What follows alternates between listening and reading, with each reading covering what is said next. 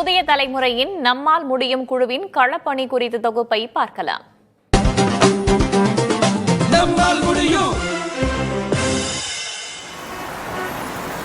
நகரமயமாக்கல் என்பது வளர்ச்சியின் தவிர்க்க முடியாத பகுதியாக இருக்கிறது.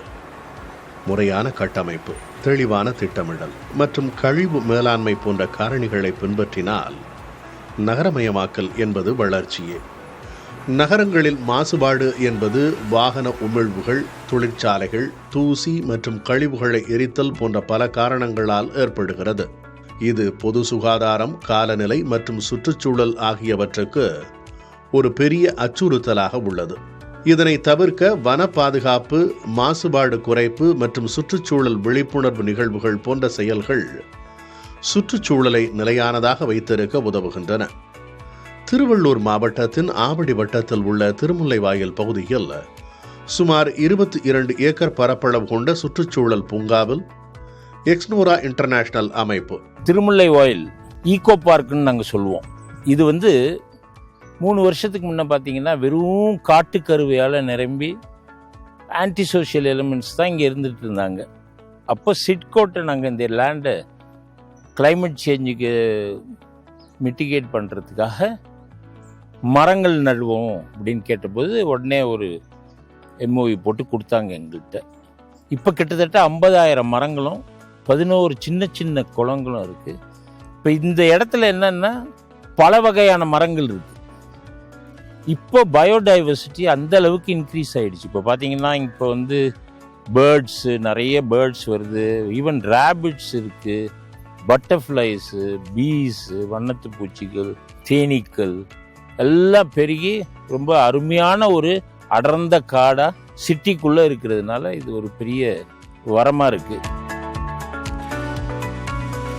எக்ஸ்னோரா இன்டர்நேஷனல் அமைப்பு அன்னை வேளாங்கண்ணி கலை மற்றும் அறிவியல் கல்லூரி மற்றும் புதிய தலைமுறை அறக்கட்டளை நம்மால் முடியும் குழுவும் இணைந்து சுற்றுச்சூழல் விழிப்புணர்வு களப்பணியை நடத்தின.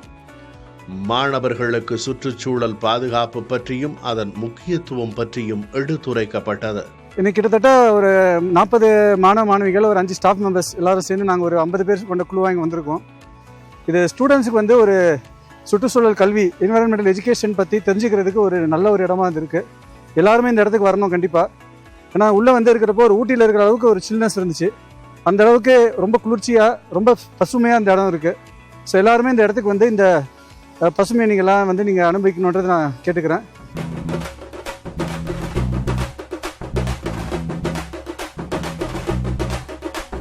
தன்னார்வலர்கள் குழுக்களாக பிரிந்து களப்பணியை தொடங்கினர்.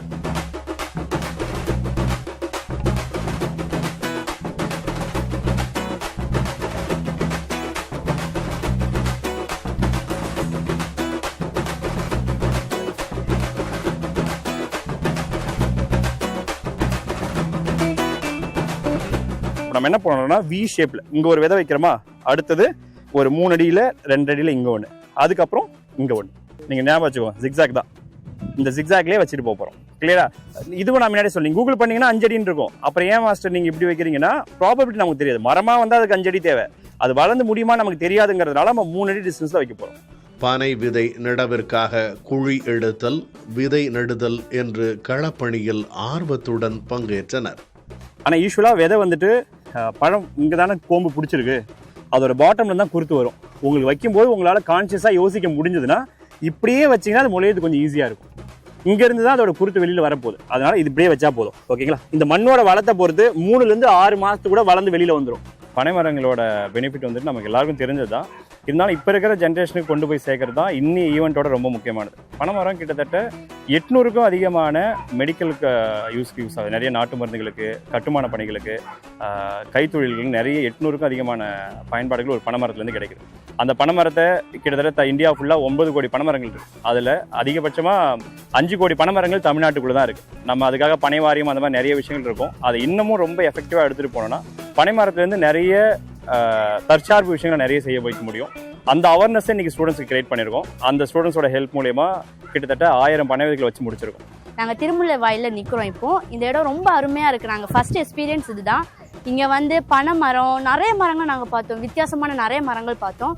இந்த இடமே அவ்வளோ நேச்சுரல் அழகாக இருக்குது. நேச்சுரல் ஏர்லாம் நம்மளுக்கு கிடைக்குது. நாங்கள் ஒரு எக்ஸ்பீரியன்ஸும் பண்ணும்போது, இது ஃபஸ்ட் எக்ஸ்பீரியன்ஸ் எங்களுக்கு. ஒரு ஆக்டிவிட்டி பண்ணும்போதும் இது புதுசாக இருந்துச்சு எங்களுக்கு.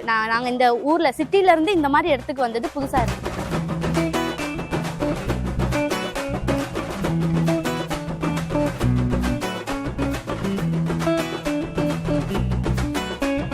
பேசுறதுக்கே ரொம்ப பெருமையாக இருக்குது. அதை விட பெருமை என்னென்னா, நாங்கள் வந்து சில மரங்கள் நட்டுருக்கோம். அது மட்டும் இல்லாமல் 1000 பனை மரம் நட்டுருக்கோம். விதை நட்டுருக்கோம். எங்கள் பசங்கள்லாம் சேர்ந்து இவ்வளோ செஞ்சதுக்கு எனக்கு ரொம்ப மகிழ்ச்சியாக இருக்குது. விதைப்பந்து தயாரித்தல் பற்றியும் செய்முறை விளக்கம் அளிக்கப்பட்டது.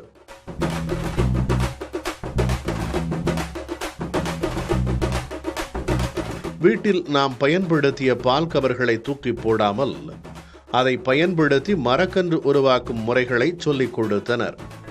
மொத்தம் இங்கே வந்து 21 ஏக்கர் இருக்குது. ஃபுல்லாக இப்போ வெறும் பழ மரங்கள் தான் அங்கே நிறையா இருக்குது. 50,000க்கு மேலே மரங்கள் வச்சுட்டாங்க. 360 வெரைட்டி மரமும் எல்லாம் கலந்து வச்சுட்டாங்க. இங்கே வந்து மொத்தம் வாட்டர் பாடி வந்து 14 வாட்டர் பாடி இருக்குது. சீக்கிரம் குட்டி குட்டியாக 4 மலை ரெடி பண்ணி வச்சுருக்கான். இங்கே உள்ளார வந்து நிறையா பறவைகள் வந்து நிறையா இருக்குது. பச்சை கிளி இருக்குது, முயல் நிறையா இருக்குது, ஜோடி ஜோடியாக இருக்குது, முயல் இருக்குது. அப்புறம் வந்து இந்த தவுக்குட்டான் பறவைகள் நிறையா இருக்குது. மயில் இருக்குது, நாங்கள் நிறையா பார்த்துருக்குறோம் மயில். சுற்றுச்சூழல் வனங்கள் நமக்கு தேவையான தூய காற்று, நீர், உணவு அளித்து உயிரினங்களின் வாழ்வாதாரமாக திகழ்கின்றன. கரியமில வாயுவை உறிஞ்சி புவி வெப்பமயமாதலை தடுத்து காலநிலையை கட்டுப்படுத்துகின்றன. ஸோ இந்த பகுதியில் வந்து கிட்டத்தட்ட ஒரு 1000 பனை விதைகளை வந்து எங்கள் மாணவிகள் நாங்கள்லாம் சேர்ந்து இன்றைக்கி இந்த இடத்துல நட்டுட்ருக்கோம். காலையிலேருந்து நடந்துகிட்ருக்கு. இந்த மாதிரி எல்லாருமே எந்தெந்த இடங்கள் நமக்கு கிடைக்குதோ அந்த மாதிரி இடங்களில் நம்ம மரம் வளர்க்கணும். நிறைய இந்த மாதிரி ஏரிக்கரை இந்த மாதிரி இடங்களில் வந்து நம்ம அந்த பனை விதைகளை தூண்டோன்னா நிச்சயமாக இன்றைக்கி இல்லை, நம்மளோட ஃப்யூச்சர் ஜென்ரேஷன்ஸ் வந்து கண்டிப்பாக இதனுடைய பலனை அவங்களுக்கு கிடைக்கும். தன்னார்வலர்களின் இந்த களப்பணி மூலம் மாணவர்களுக்கு சுற்றுச்சூழலை பாதுகாப்பதன் பயன்பாடுகளை பற்றி தெரிந்து கொள்ள உதவும் களப்பணியாக அமைந்தது. இந்த 21 ஏக்கர் ஆனால் அது எப்படின்னா, அது வரவங்களுக்கெல்லாம் அது ஒரு இடமா தெரியும், செடியாக தெரியும். எங்களுக்கெல்லாம் எங்கள் குடும்பத்துக்கு இது ஒரு கோயில் மாரி.